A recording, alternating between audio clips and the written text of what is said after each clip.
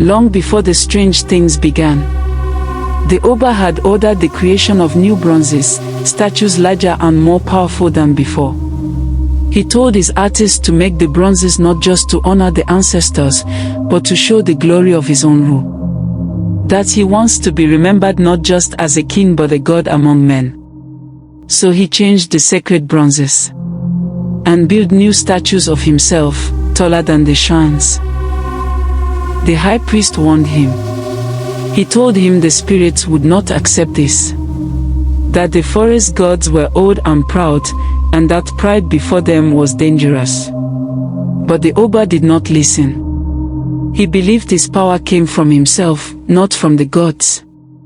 He said the people worshipped him now, not shadows in the trees. The spirits will never forgive you, Oba. Your kingdom will fall, and your soul will never rest. Your soul will wander, until the bronzes of truth rise again, until your pride is undone. I will never forget the sound of that voice. It was the Oba's voice, but it didn't sound human. It was deep, full of pain and anger, like something trapped in the dark. And it was calling me. It all began on a cold, quiet evening in Benin Kingdom. I was a young palace guard, standing by the main gates. That night was strange, too still, too silent. Even the crickets had gone quiet. The palace behind me loomed large, but that night, it felt like something was watching from within. Then I heard it. Come closer. It seemed like a whisper at first. I looked around but didn't see anyone. Then the voice echoed again. This time louder than before. Come closer. My body moved before I could stop it. My legs walked toward the palace gates. Something in the voice pulled me in.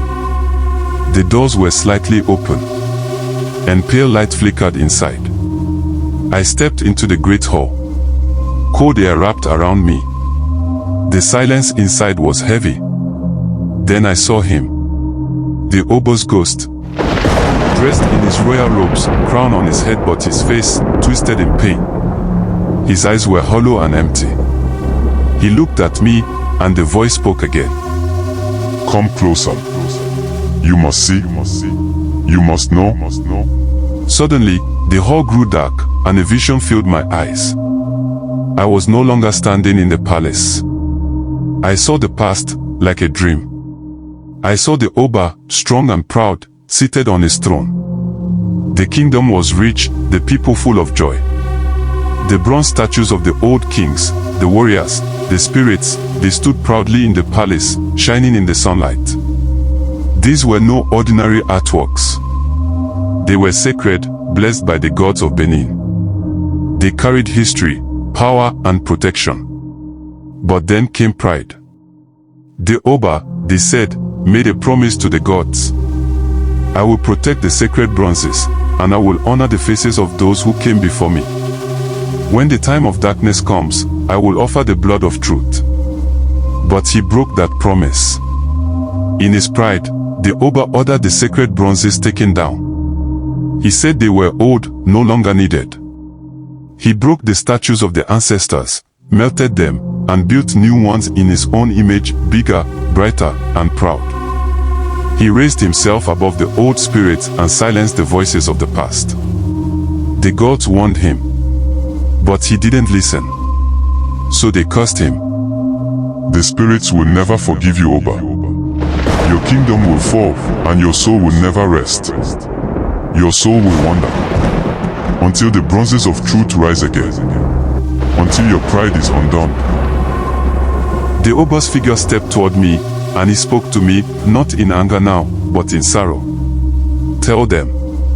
Let them know.